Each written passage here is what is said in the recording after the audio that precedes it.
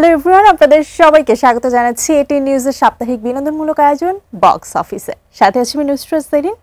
দর্শক, প্রতি সপ্তাহে আমরা কিন্তু নতুন কোনো অতিথিকে নিয়ে আসি আপনাদের সামনে, এবং আজকেও তার ব্যতিক্রমে আজকে ভীষণ মিষ্টি একজন মানুষ আছেন। গত ৩ তারিখে যার নতুন সিনেমা রিলিজ পেয়েছে, বলা যায় যে জীবনের প্রথম অভিনীত সিনেমা যেটা রিলিজ পেয়েছে, কিন্তু তার আগেই আমরা আসলে তাকে বড় পর্দায় বা যে কোনো কাজে দেখে ফেলেছি। সো আজকে সেই মানুষটা আমাদের সঙ্গে যুক্ত আছেন। তার একটা আসলে পরিচয় না, শুধু যদি বলি অভিনেত্রী তাহলে একটু ভুল করব। তিনি আরও অনেক গুণে গুণান্বিত, অনেক কিছু করেছেন, অনেক কিছুর সঙ্গে যুক্ত হয়েছেন। আজকে সেই মানুষটাকে আমরা জানবো, তার নতুন সিনেমা বান্ধব সম্পর্কে জানবো। দর্শক, আজকে আমাদের সঙ্গে যুক্ত আছেন মিষ্টি অভিনেত্রী মৌ খান। হ্যালো, স্বাগত জানাচ্ছি। কেমন আছেন? হ্যালো, আলহামদুলিল্লাহ, খুব ভালো আছি। এবং আপনাকে পেয়ে খুব ভালো লাগছে। ভীষণ মিষ্টি আপনি, বাস্তবেও সিনেমাতে যেমনটা দেখি। Thank you so much. আমার ওই আজকে এখানে এসে খুব ভালো লাগছে। ভাই আরেকবার যাই। হ্যাঁ, থ্যাংক ইউ সো মাচ। আমার আজকে এখানে আসতে পেরে খুব ভালো লাগছে। Thank you. একদমই নতুন বলা যায় যে একটা সিনেমা রিলিজ হলো, তবে মজার ব্যাপার হচ্ছে প্রথম সিনেমা, কিন্তু তার আগেই আপনাকে আমরা নায়িকা হিসেবে বড় পর্দায় আগেই দেখে ফেলেছি। প্রথম কাজটা রিলিজ পেতে প্রায় ৬ বছর টাইম লেগেছিলাম যদি ভুল না করে থাকি। সো বান্ধব বলছিলেন আপনি যে 2019-এ শুরু করেছিলেন, না 17-তে শুরু করেছিলাম, 2019-এ সেন্সর পেয়েছে। সেন্সর পাওয়ার পর 25-এ এসে মুক্তি পেল। এই যে মানে একটা দীর্ঘ বিরতি, দীর্ঘ সময় নেওয়ার পিছনে কারণটা যদি একটু শুনি। আসলে দীর্ঘ বিরতির কারণ হিসেবে আমি একজন শিল্পী হিসেবে কিছু বলতে পারছি না, কজ সিনেমা বানানোর পর থেকে রিলিজ পর্যন্ত কিন্তু প্রোডাকশন হাউসের উপর ডিপেন্ড করে।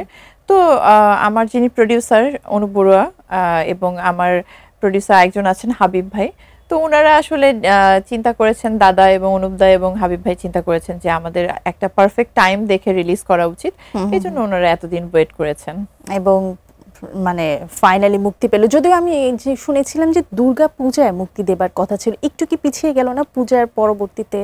না, পূজার আমেজটা থাকতে থাকতে রিলিজ হয়ে গেছে। পূজা তো আমাদের 2 তারিখে শেষ হলো, 3 তারিখে আমাদের রিলিজ হলো। মানে পূজাতে অনেক আনন্দ করার পরে, হ্যাঁ, রিল্যাক্স হওয়ার জন্য সিনেমা হলে যাবে ছিল, এন্ড একটা লম্বা ছুটি ছিল। তো এই ছুটিটা কাটানোর জন্য খুব সুন্দর একটা টাইম ছিল। তো এই টাইমে আমাদের রিলিজ করা হয়েছে। এবং এই সিনেমায় আপনার ক্যারেক্টারটা না সম্পূর্ণই আলাদা। বাস্তবে আপনি যেমন গ্ল্যামারাস, অন্যান্য মুভিতে আমরা আপনাকে যেমন গ্ল্যামারাস হিসেবে পেয়েছি, এখানে কি একটু অন্যরকম, যে একটু সাধারণ মানুষের জীবনের গল্প বলছেন, বা আপনাকে দিয়ে ডিরেক্টর ফুটিয়ে তুলেছে? একটু অন্যরকম না, একেবারেই অন্যরকম। কারণ এটা আমার আসলে অভিনীত প্রথম চলচ্চিত্র। আর এই সিনেমা নিয়ে বলতে গেলে যে আমি তখন সিনেমায় আসিনি একেবারেই। আমার কাছে যখন স্ক্রিপ্টটা আসে, দাদা আমাকে, আমার ডিরেক্টর সুজন বড়ুয়া দাদা যখন আমাকে গল্পটা শোনান, গল্পের প্রেমে পড়ে আমার সিনেমাটা করা।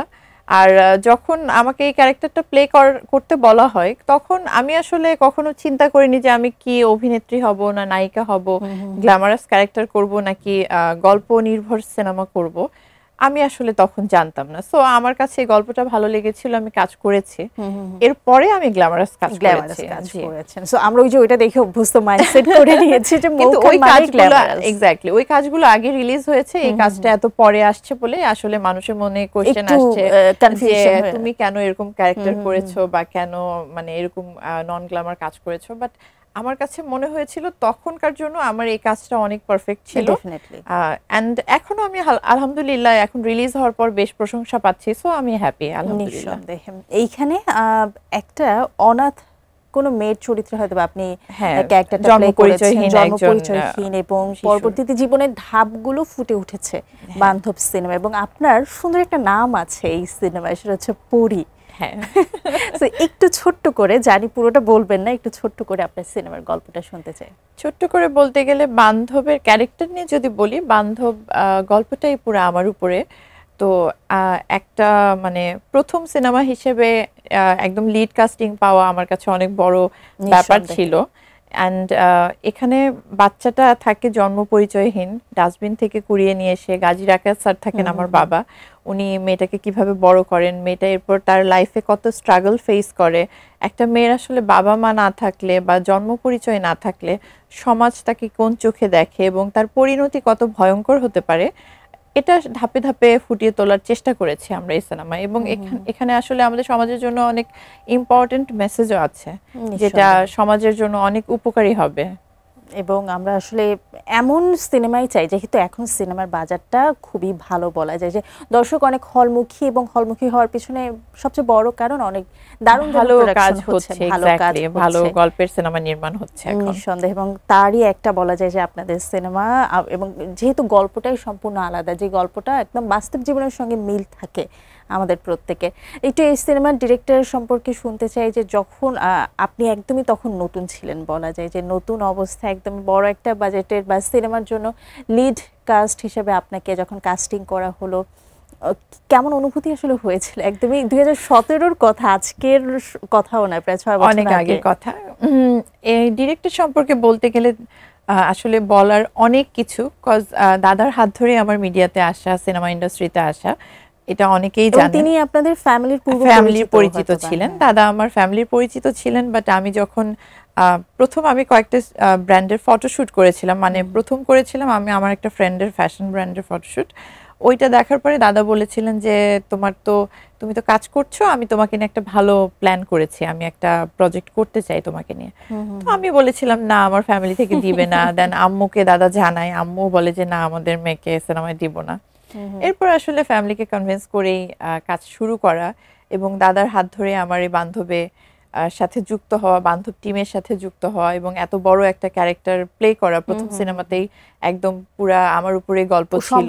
সো এটা আমার জন্য অনেক বড় প্ল্যাটফর্ম ছিল, অনেক বড় পাওয়া ছিল। এরপর তো আস্তে আস্তে অনেকগুলো কাজ করা আমার। বাহ, দারুণ।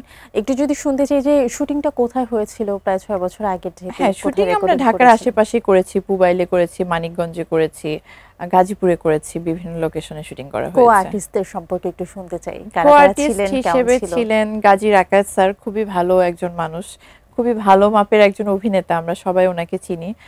স্যার খুব সাপোর্টিভ ছিলেন, যেহেতু আমার প্রথম সিনেমা ছিল, উনি আমাকে খুব আদর করতেন, খুব সাপোর্টিভ ছিলেন, এবং খুব সুন্দর করে আমরা কাজ করেছি। উনি যেহেতু আমার বাবার ক্যারেক্টার প্লে করেছেন, তো খুব সুন্দরভাবে কাজ হয়েছে। আর বাকি যারা কো-আর্টিস্ট ছিলেন, রেবেকা মা ছিলেন, সুমিত সেনগুপ্ত ছিলেন, সবাই অনেক হেল্পফুল ছিলেন, সাপোর্টিভ ছিলেন। মানে কো-আর্টিস্টরা যদি হেল্পফুল থাকে তাহলে মানে অ্যাম্বিয়েন্সটাই খুব দারুণ হয়, কাজটা অনেক ভালো হয়।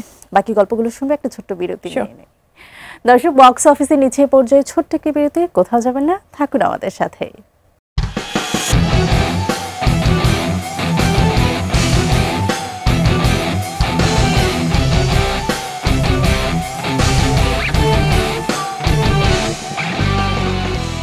দর্শক, বিরতির পর সবাইকে আরো একবার স্বাগত জানাই বক্স অফিসে।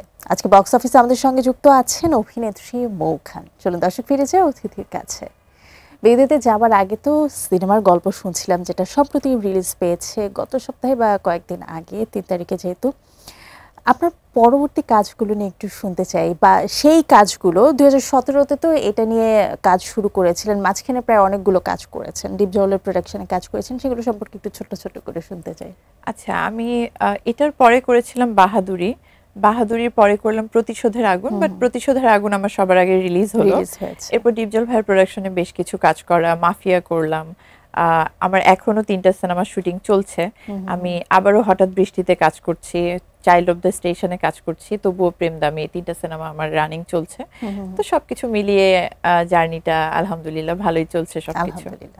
এই যে 3টা যেগুলো কাজ চলছে এখনো পর্যন্ত রিলিজ পায়নি, কবে নাগাদ আমরা আবারও পর্দায় দেখতে পাবো? খুব শীঘ্রই ইনশাআল্লাহ। একটার আমার শুধু গানের শুটিং বাকি আছে, আর বাকি দুটো অলমোস্ট শেষের দিকে, একটা মাঝামাঝি কাজ হাফ কমপ্লিট হয়েছে, শেষ হয়ে যাবে ইনশাআল্লাহ।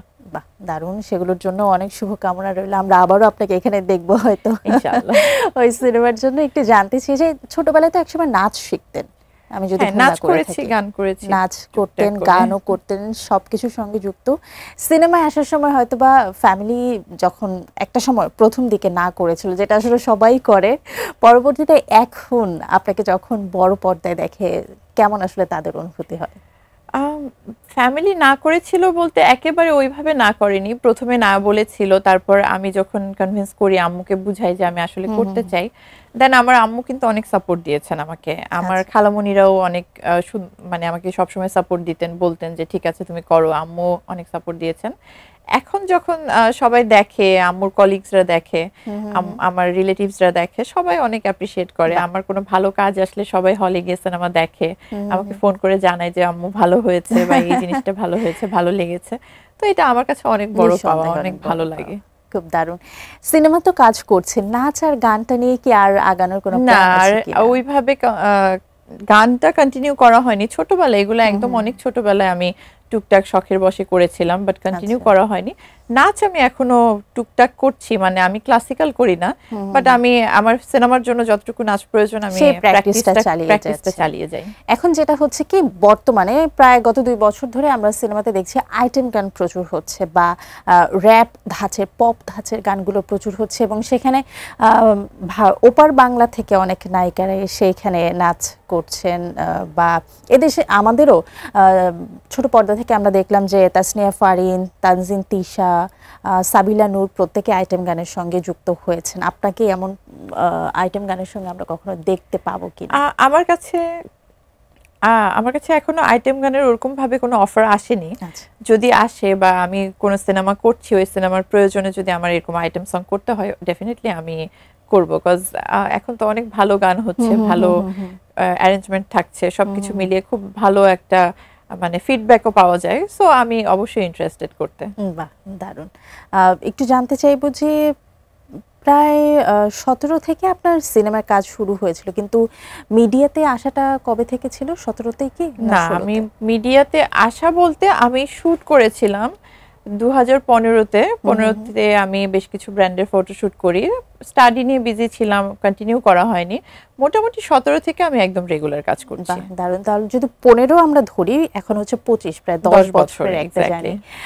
10 বছর আগের মৌখান, 10 বছর পরের মৌখানের মধ্যে কি কি পার্থক্য নিজে খুঁজে পান?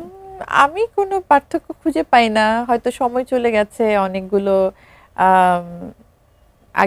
আগের চাইতে এখন আরেকটু পরিণত হয়েছি, আগের চাইতে এখন বোঝার জায়গাটা অনেক বেশি হয়েছে। আগে যেমন একটা ডিসিশন যেভাবে নিতাম, এখন হয়তো সেভাবে নিব না, একটু ভেবেচিন্তে। আগে হুটহাট যে কোনো জায়গায় চলে যেতাম, বা যে কোনো কিছু মানে কোনো কিছু অ্যাটেন্ড করতে পারতাম। এখন অনেক কিছু চিন্তা করতে হয় যে আমি একজন পাবলিক ফিগার, বা আমি হচ্ছে মানে একজন মানুষ হিসেবে অনেক কিছু চিন্তা ভাবনা করে করতে হয়। এটা এখন হয়েছে আর কি।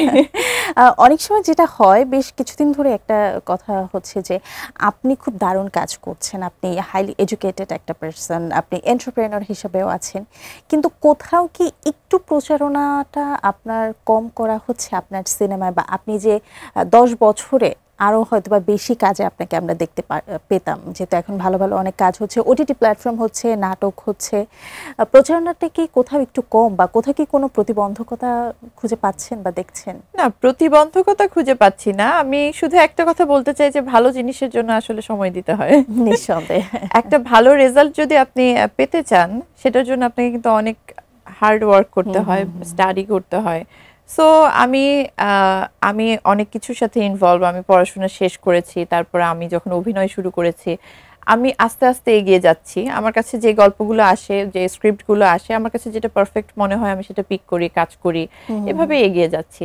আমার কাছে মনে হয় যে আমি যতটুকু এফোর্ট দিয়েছি আমি ততটুকুই পেয়েছি, এবং আমার কাজ করা মাত্র তো শুরু। আমার কাছে মনে হয় এখনো অনেক পথ চলার বাকি, অনেক কাজ করার বাকি, অনেক দূর যাওয়া বাকি।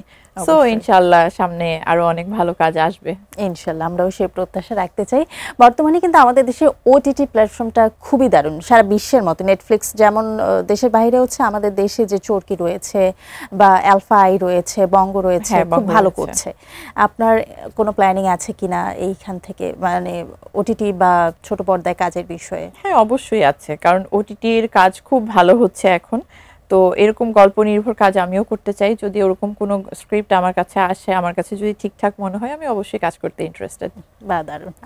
আপনি অ্যাজ এ এন্টারপ্রেনার, আপনার হয়তো একটা ফ্যাশন ব্র্যান্ড রয়েছে। ফ্যাশন ব্র্যান্ড না, আমার একটা ফ্যাশন লাইফস্টাইল ই-কমার্স প্ল্যাটফর্ম রয়েছে। একটু শুনতে চাই কবে থেকে শুরু করলেন, বা মেইনটেইনটা আসলে কিভাবে করছেন? শুটিং এ থাকা তো অনেক আসলে টাইম কনজিউমিং, ওটা একটু কম সময় দিতে হয়। আমি ছোট করেই শুরু করেছি, একটু একটু করে এগিয়ে যাচ্ছি। ওটা আমার মেইন প্রফেশন, তো আমি একজন অভিনেত্রী হিসেবে বলতেই স্বাচ্ছন্দ্য স্বাচ্ছন্দ্য বোধ করি, অভিনয়টাই আমি কন্টিনিউ করতে চাই। পাশাপাশি আমার সবসময় কোনো কিছু করার ইচ্ছা ছিল, আমি কিন্তু বিজনেস অনেক আগে থেকেই করি, বিকজ 2018-এ আমি প্রথম আমার একটা ফ্যাশন হাউস ছিল, পুলিশ প্লাজাতে আমার একটা শোরুম ছিল।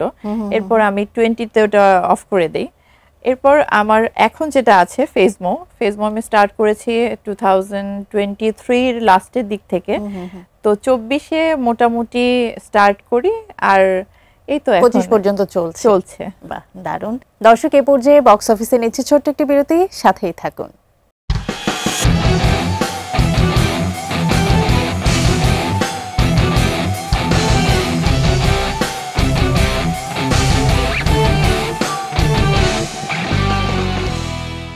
দর্শক, বিরতির পর সবাইকে আরো একবার স্বাগত জানাচ্ছি বক্স অফিসে। সাথে আছেন আজকে অভিনেত্রী মৌ খান। চলুন তার গল্পগুলো শুনে আসি।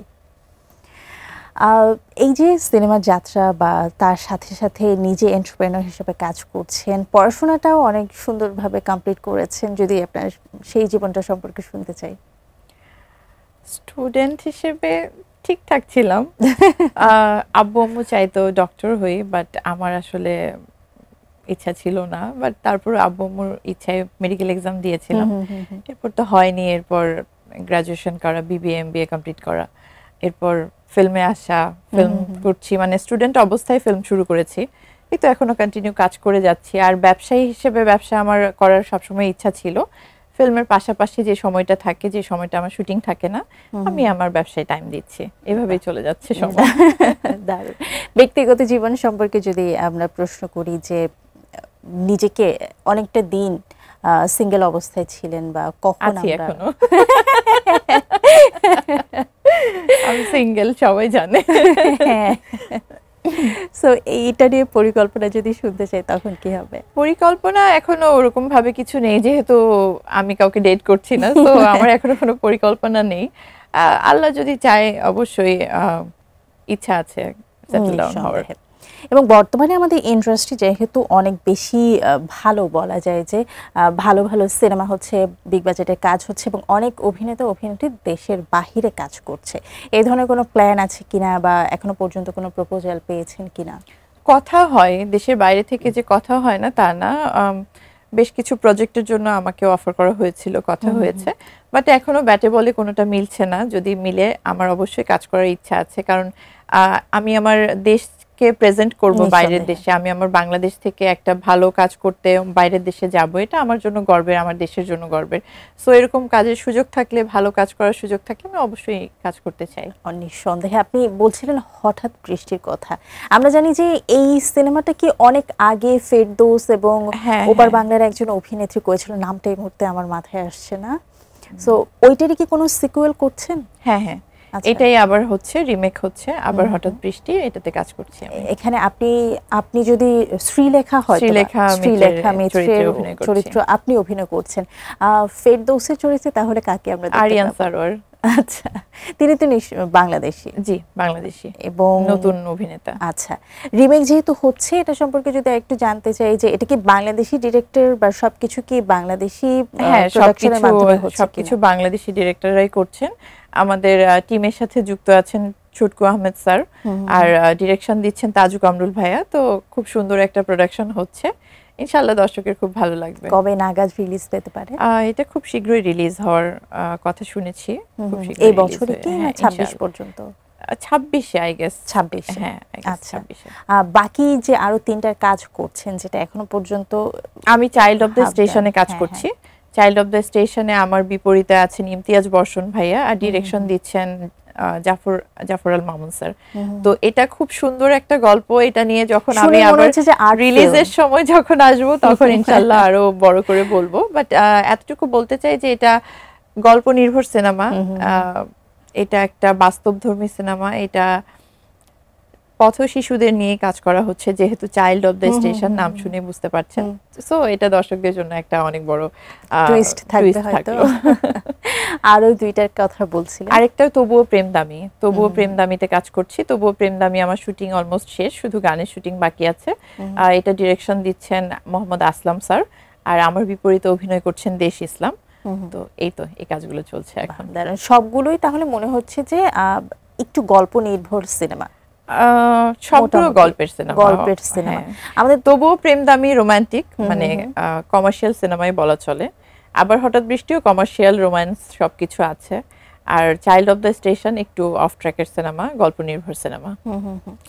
বর্তমানে তো অনেক বেশি অ্যাকশন ফিল্ম হচ্ছে, আমরা দেখতে যখন দেখি মানে শাকিব খান থেকে শুরু করে আরিফিন শুভ প্রত্যেকে অ্যাকশন ফিল্মের সঙ্গে যুক্ত, এবং এটার বলা যায় যে দর্শক চাহিদাও অনেক বেশি। এবং আমাদের দেশে হয়তো বা অ্যাকশন ফিল্মের ফিমেল হিসেবে মাহিয়া মাহি কাজ করেছিলেন। কখনো যদি অ্যাকশন ফিল্ম করার জন্য কোনো অফার আসে, তখন নিজেকে আসলে কেমনভাবে প্রেজেন্ট করবেন? অবশ্যই, মানে আমার জন্য খুব ভালো একটা অপরচুনিটি আসবে, বিকজ অ্যাকশন রোম্যান্স এরকম সবকিছুতে ভরপুর একটা সিনেমা আমিও করতে চাই। কারণ এটা এখনো পর্যন্ত হয়তো বা করা হয়নি ওইভাবে। অ্যাকশন রোম্যান্স বাহাদুরি করেছিলাম, বাট বাহাদুরি এখনো রিলিজ হয়নি। বাট এর চেয়ে তো বেটার কিছু করতে চাই, যেটা একদম রোম্যান্স অ্যাকশন সবকিছুতে ভরপুর থাকবে, একটু মারমার কাটকাট টাইপ ব্যাপার থাকবে। তো এরকম কাজ, এরকম কাজের প্ল্যান আছে, নেই যে একেবারে তা না, বেশ কিছু কাজের কথা চলছে, যদি হয় ইনশাআল্লাহ জানাবো খুব শীঘ্রই। আমরাও সেই প্রত্যাশা রাখবো। ব্যক্তিগত জীবনে নিজে তো আপনি অভিনেত্রী, বাট কার অভিনয় দেখে নিজে এখনো শিখেন বা ভালো লাগে? আমি অভিনয় বলতে গেলে যে আমি সিনেমা দেখতাম সুচিত্রা সেন ম্যামের, আমি বাংলাদেশের শাবানা ম্যামের সিনেমা প্রচুর দেখেছি। আর সবচাইতে আমার পছন্দের অভিনেত্রী হচ্ছে শাবনূর আপু। শাবনূর আপুর অ্যাক্টিং আমার ছোটবেলা থেকেই ভালো লাগতো, সবসময় দেখতাম, এখনো সামনে শাবনূর আপুর মুভি পড়লে আমি দেখি। তার মানে লাইনগুলো তো মানে শাবনূর যেই ডায়ালগ বা লাইনগুলো দেয় সেগুলো তো একদমই মুখস্থ বলা যায় না। আপনার কাছ থেকে যদি কোনো একটা লাইন শুনতে চাই। না না মুখস্থ নাই, বাট শাবনূর আপুর অভিনয় আমার খুব পছন্দ, কারণ শাবনূর আপুকে আমার ছোটবেলা থেকে অনেক পছন্দ। তার মতো চাইলে কি মিমিক্রি আপনাকে যদি বলা না, হয়? আমি মিমিক্রি একেবারে করতে পারি না। আর যদি বলা যায় যে নায়ক, সেখানে আপনার পছন্দের নায়কের তালিকায় কে থাকবে? অবশ্যই প্রয়াত সালমান শাহ। আর এখন যারা ভালো কাজ করছেন সবার কাজই অনেক ভালো লাগে, আমি প্রচুর কাজ দেখি, শাকিব খানের কাজ দেখি, সিয়াম ভাইয়ের কাজ দেখি, তো সবার কাজ অনেক ভালো লাগে, শুভ ভাইয়ের কাজ দেখি। বাহ, দারুণ। দেখা যায় যে বাংলাদেশের যে অ্যাক্টর অ্যাক্ট্রেসরা খুবই দারুণভাবে কাজ করছেন, এবং আপনার ক্ষেত্রে যদি বলি দীর্ঘ 10 বছরের একটা পথ চলা, 2015 থেকে 2025, আমরা তো অবশ্যই 10 বছরটা যেন 20 বছর 30 বছর হয় সেই প্রত্যাশা রাখতে চাই।